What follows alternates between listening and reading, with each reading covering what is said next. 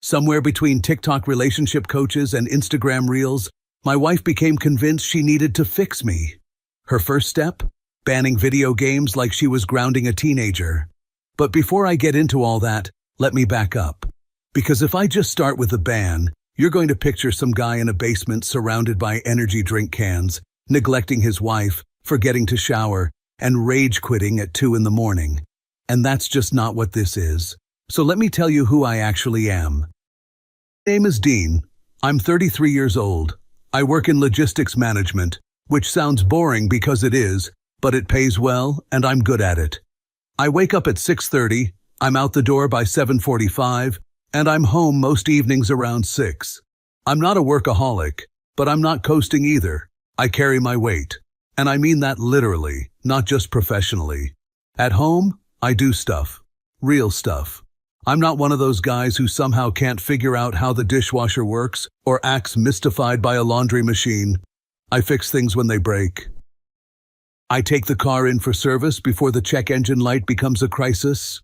I handle the insurance stuff, the utility stuff, the hey, the bathroom faucet is leaking stuff. Last spring, I repainted our back deck by myself over a long weekend. Nobody asked me to. I just noticed it needed doing, and I did it. I also actually show up for my wife. When Elise wants to go to dinner, I go. When she wants to spend a Saturday walking around some outdoor market looking at handmade candles and locally sourced honey, I go. When she says, I just want to stay in and watch something together tonight, I sit down on that couch and I watch whatever she picked, even if it's a 4-part documentary about the British royal family. I'm present, I'm engaged, I'm not perfect, but I'm a good husband. I say all this not to brag, because honestly, I think this stuff is just the baseline. This is just what it means to be a functioning adult partner. I'm not looking for a medal here. I'm just establishing the facts, because the facts matter a lot for what comes later. Now, after all of that, after the job, the house, the errands, the effort, when I finally get a couple hours to myself in the evening, I play video games. That's it. That's my thing. I've been playing games since I was a kid. It's never been some out-of-control addiction. It's just how I decompress. When your brain has been running logistics spreadsheets and emails and conference calls all day, sometimes you just need to turn off the real world and go do something completely different. Something where the problems are interesting and there are no real consequences. My taste in games is pretty varied, honestly. I love shooters when I want something fast and social. Me and a few guys from college still jump on together a few nights a week. We'll play for an hour, hour and a half, talk trash, catch up, laugh about dumb stuff. It's like a standing hangout that doesn't require anyone to drive anywhere. But my real love? Strategy games, Civilization, Total War, Age of Empires. The kind of games where you sit down, and 4 hours later you realize it's 10:30 at night, and you just accidentally conquered medieval France. There's something genuinely satisfying about that kind of slow, thoughtful gameplay. You're building something, planning, thinking 10 moves ahead. It's chess, but with armies and trade routes and diplomacy, and occasionally a barbarian invasion that wipes out your entire left flank. And then sometimes I just want to disappear into a big story-driven RPG for a few weeks. Good writing, interesting world, headphones on, almost meditative, honestly. The point is, it's a hobby, a real one. No different from a guy who unwinds by watching football every Sunday, or fishing on weekends, or going to the gym, or binge-watching 3 seasons of some crime drama on Netflix. People have things they do to relax. This is mine. And for a long time, Elise got that. She never played games herself, but she didn't have a problem with it either. When we first started dating, she'd sometimes sit next to me on the couch while I played, scrolling her phone or reading, just existing in the same space. Comfortable, easy. She used to joke that at least she always knew where I was and what I was doing. We'd been married almost 4 years at the point where this whole story starts. And in all that time, video games had never once been a serious conversation between us. Never an argument, never a real source of tension. I genuinely never saw it coming. Looking back, I think I was too comfortable, too confident that because things had been fine for years, they'd just stay fine. I didn't notice the shift when it started. Or maybe I noticed and just didn't take it seriously enough. Either way, it was coming. The thing about slow shifts is that you don't notice them until you're already in the middle of one. Looking back, I can now pinpoint exactly when things started to change. But at the time, it just felt like background noise. Like a song you don't realize is annoying until it's been playing on repeat for 2 weeks straight. It started with the content. Elise has always been a phone person. Scrolling Instagram, watching Reels, going down TikTok rabbit holes at 11 at night, that's just her thing. I never cared. We all have our screens. But somewhere around, I want to say, 8 or 9 months ago, the content she was consuming started to shift. The wellness stuff she used to watch, recipes, home decor, travel inspo, that was getting quietly replaced by relationship advice content. And not the normal kind. The kind with thumbnails that say things like, "Is your husband a man-child?" and "Signs you married an immature guy," and "What real men do with their free time." She started sending me some of it. At first I thought it was funny.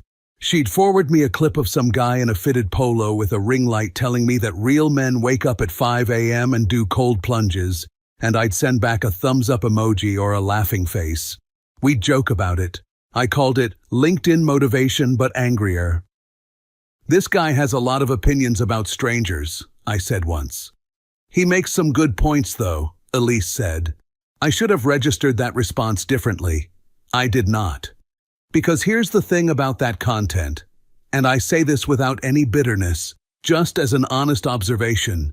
It's engineered to make you feel like something is wrong. That's the whole business model. If your relationship is fine, you don't click. So they have to make you feel like your relationship isn't fine. They find the most relatable, average, genuinely harmless thing a person does, and they reframe it as a red flag, a symptom, evidence of a deeper problem. And video games? Video games are basically their favorite punching bag. I started noticing the shift in how Elise looked at me when I sat down to play. It was subtle at first, a slight tightening around her eyes, a quiet exhale. The kind of expression that isn't quite a comment, but is definitely a statement. Then came the comments themselves. "Are you playing again tonight?" Not a question. A temperature check. The word "again" doing a lot of heavy lifting. I'd say yes, just for a couple hours, and she'd do this thing where she'd nod slowly and look away, like I'd said something disappointing, but she was choosing to rise above it. It was theatrical in a way that felt new. Elise had never been a dramatic person. We'd always communicated pretty directly. This new language of sighs and pointed silences felt imported from somewhere else. From the content, I realized, she was performing a version of something she'd seen modeled online. The comments got more direct over time. "Successful men don't spend their evenings in front of a screen." I looked up from my desk. "Successful men also don't get unsolicited performance reviews at 8 o'clock on a Wednesday." She didn't laugh. That used to make her laugh. Another time, she sat down next to me while I was about 3 hours into a total war campaign, genuinely invested, managing a 3-front war that had taken me 40 minutes of careful setup to engineer, and she said, completely unprompted, "Don't you think this is kind of childish? Like grown men playing pretend war games?" I paused the game. I turned and looked at her. I said very calmly, "You just watched 6 hours of a reality show where adults compete to see who can make the best cake. That's different." "How?" She didn't really have an answer for that one, but it didn't matter, because the argument wasn't actually about logic. It was about a feeling she'd been fed, that my hobby specifically was a symptom of something wrong with me. And feelings like that don't respond well to counter-arguments. They just dig in deeper. Over the following weeks, it escalated. The jabs became more frequent, more pointed. She started comparing me to guys she'd seen in videos, vague, hypothetical, successful men who apparently spent their evenings reading improving literature and handcrafting furniture and waking up with the sun. Men like that are building something with their free time, she said one evening.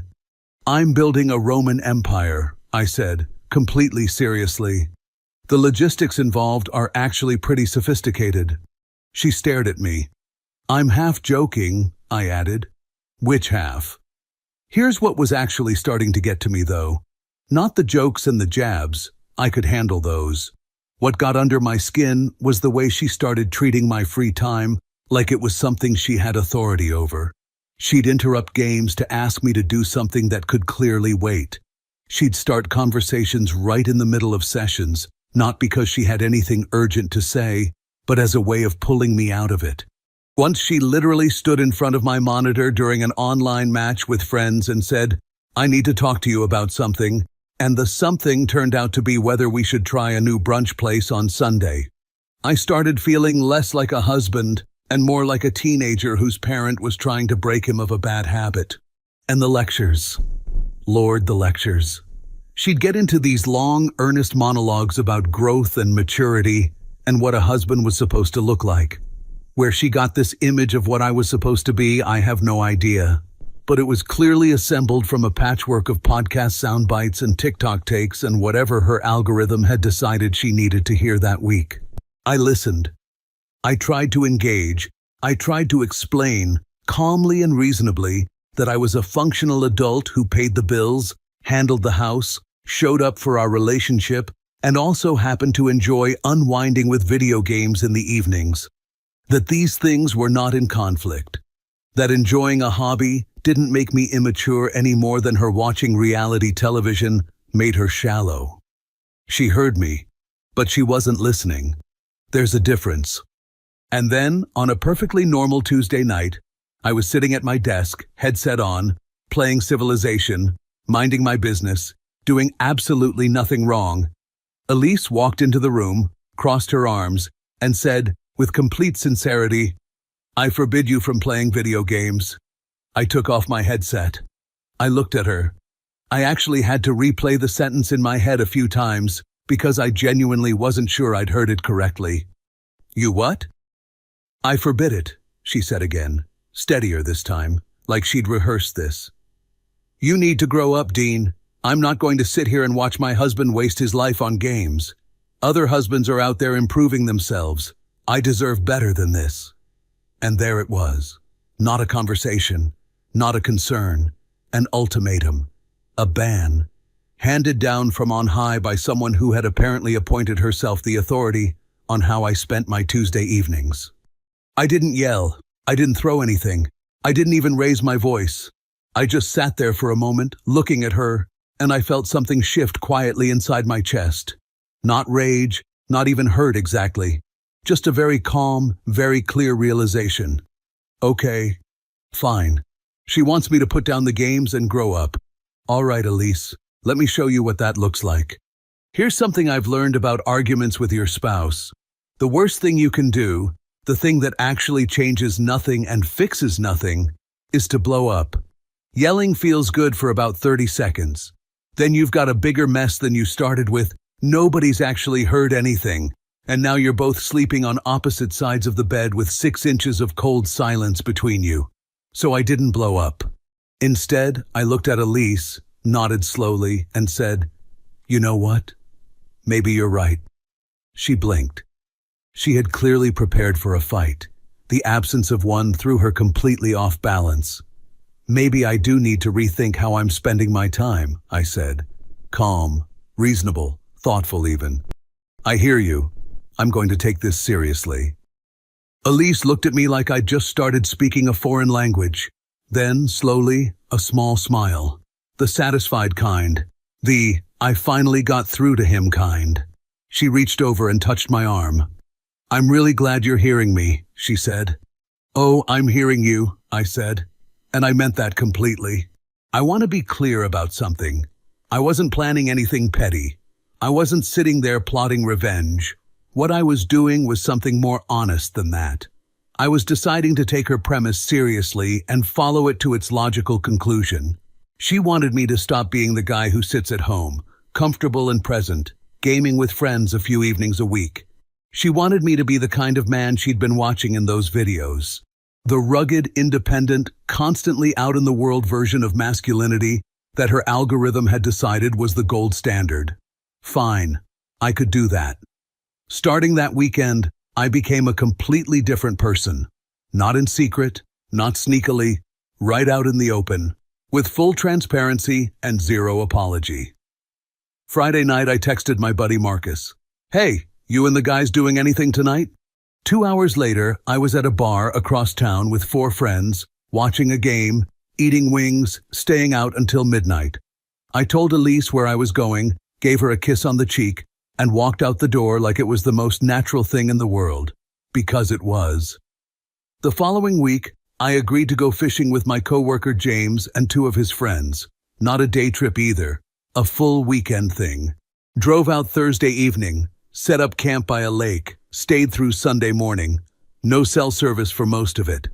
I told Elise the plan on Wednesday night, left her the address of the campsite, and went.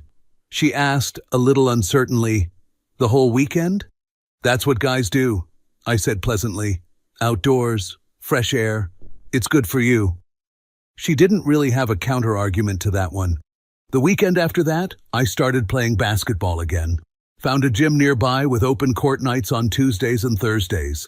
Joined a casual recreational baseball league that played Saturday mornings. Started staying late after games because the guys would go get food, and obviously I went with them. That's what you do. That's the social fabric of it. There were spontaneous Sunday afternoon trips to watch college football at Marcus's place. Garage afternoons with James where we'd work on his old truck and drink beer and talk about nothing in particular for 4 hours. A weekend lake trip with a bigger group that got organized on basically a Wednesday with a "you in" text that I responded to with "absolutely." I was never unreachable. I always told Elise where I was going. I wasn't hiding anything. I came home. I was fine. I was in a good mood. I just wasn't home very much. And I wasn't playing video games. Not once. I kept that promise completely. Here's the thing about gaming from a purely logistical standpoint, and this is the part I don't think Elise ever actually thought about. When I was playing games, I was home. I was in the next room. I was available. If she needed something, I was 30 feet away. If she wanted to come in and talk, I could pause. If something came up, I was there. The only thing I was doing was existing in my own space with a headset on for a couple of hours. The alternative, the real man alternative, meant I was physically gone. For hours, sometimes days. Doing things that had nothing to do with our home or our life together. Fully, genuinely, geographically unavailable. I don't think she'd run that particular comparison through her head before issuing the ban. She was starting to run it now. I noticed the first cracks.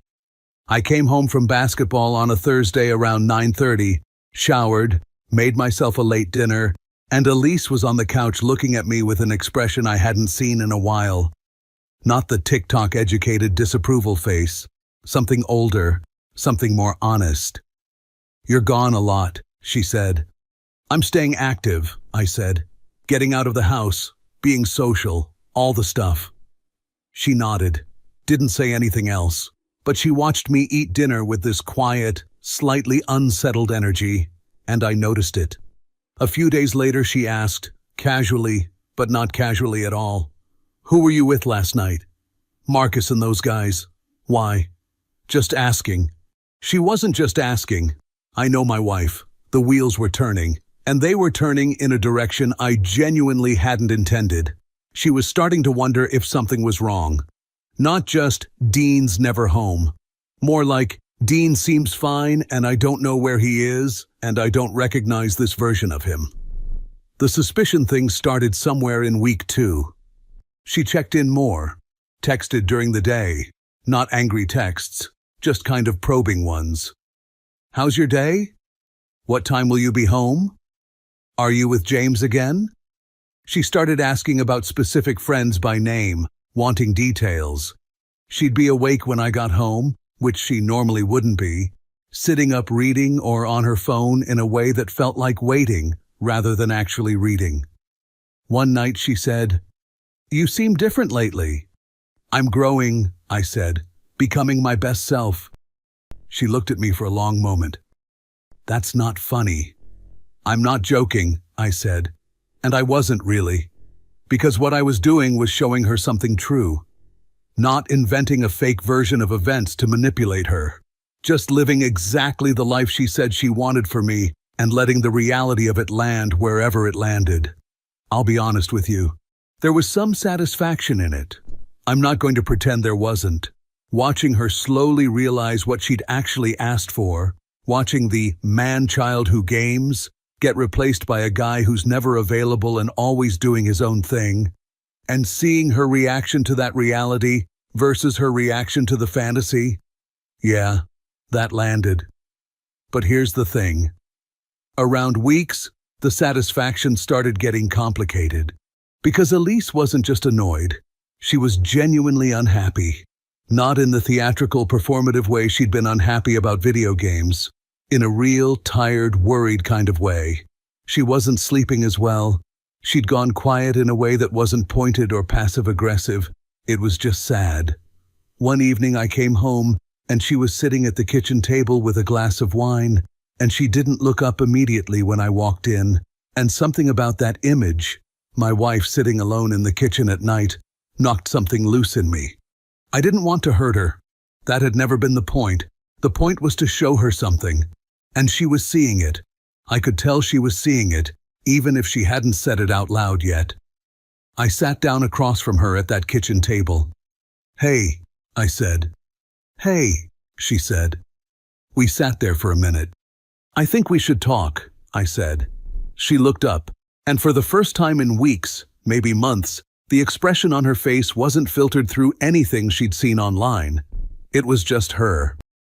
"Yeah," she said quietly. "I think so too." We ordered pizza that night.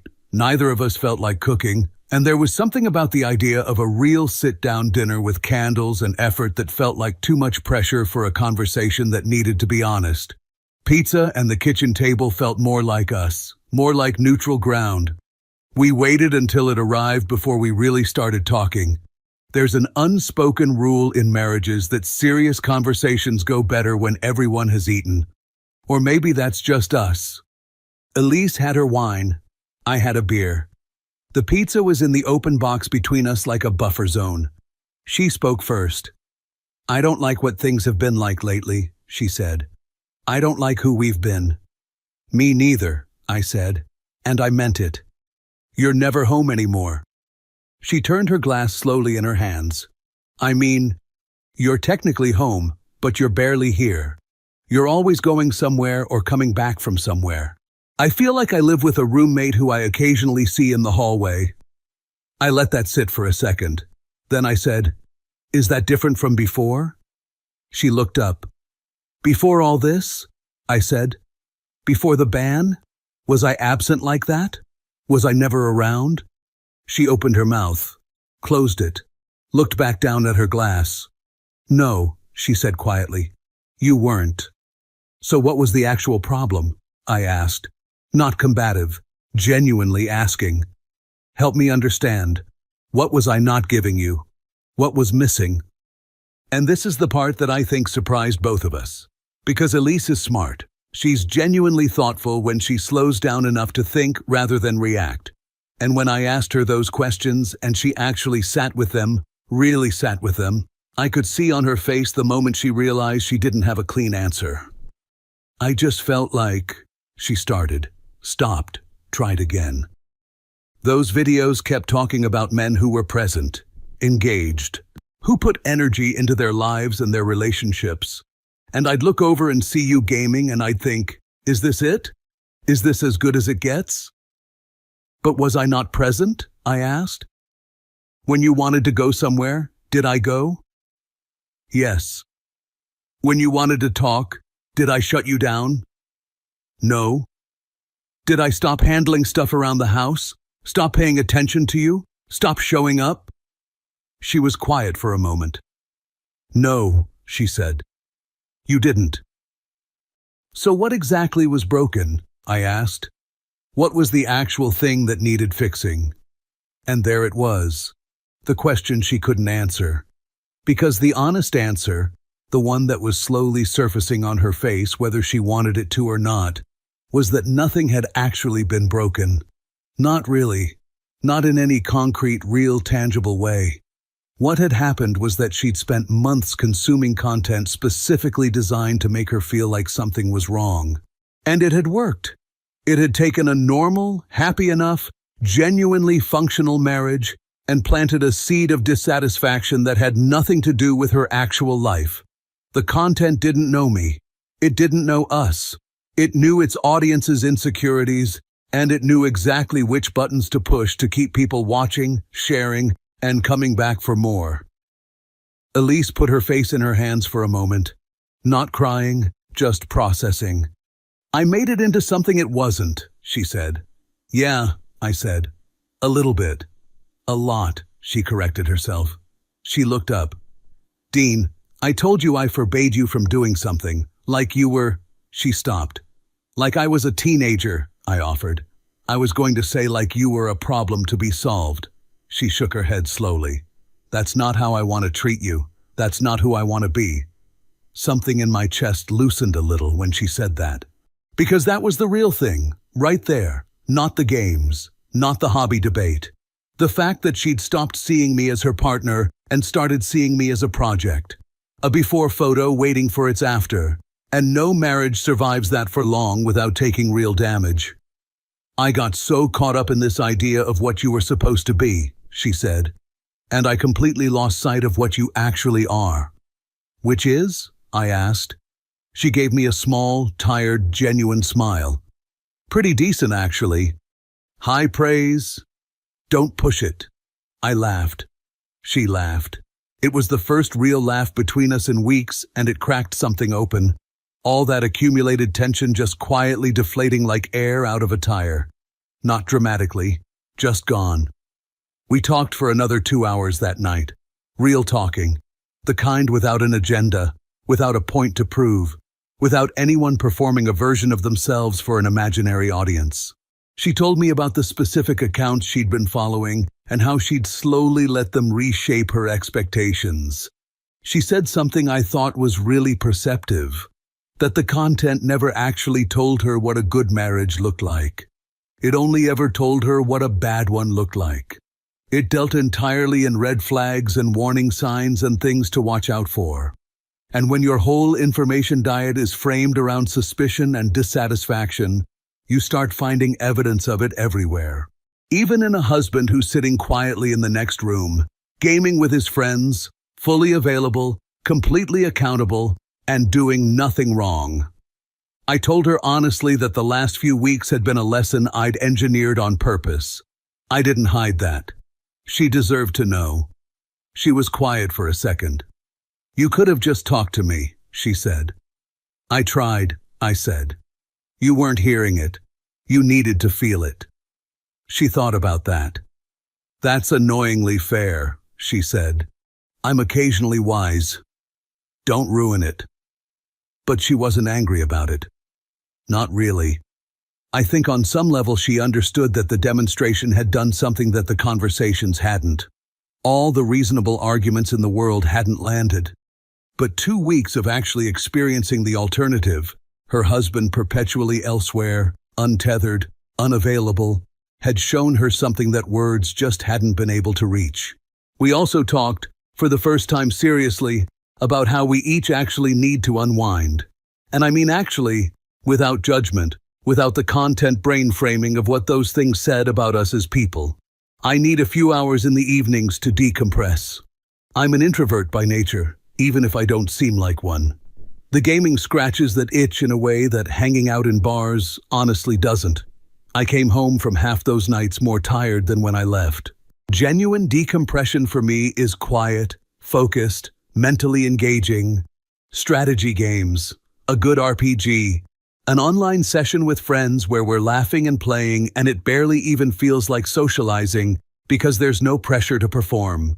Elise, it turned out, had never really thought about what she needed to decompress. She'd just been filling that space with her phone, which was flooding her with content that made her feel vaguely anxious and dissatisfied. No wonder she'd been irritable. She'd been marinating in it for months. That was a thread we pulled on for a while. What does she actually want more of? Not theoretically, not according to some coach with a ring light, but actually, in her real life, with her real husband? More spontaneity, she said. More moments where it feels like we're actually living, not just maintaining. She didn't want performance reviews disguised as dates. She wanted to feel like we were building something together, experiencing things together, not just running parallel lives in the same house, that I could work with. That was real. That was something I actually wanted too. 2 weeks later, we took a trip. Nothing elaborate. A long weekend in a rental cabin about 3 hours out of the city. Mountains, a small lake, a fire pit, bad Wi-Fi. Just the two of us, away from the routines and the algorithm and the kitchen table where the heavy conversations lived. It was good. It was really good.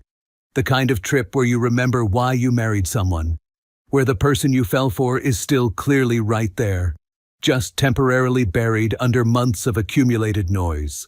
We hiked. We cooked dinner together. We sat by the fire pit until midnight, talking about nothing important and everything important at the same time. We laughed a lot. I hadn't realized how much I'd missed laughing with her specifically. One evening she asked, carefully, like she was testing the temperature of the water, "Okay, so when we get home, the games thing. What about it? Show me something," she said. Like, what do you actually play? What's the appeal? I looked at her. Seriously? I'm asking a genuine question. So the night we got home, I sat down and showed her a few things. Not the competitive shooters. That felt like throwing her into the deep end. I pulled up a couple of co-op games instead. Things designed to be played together.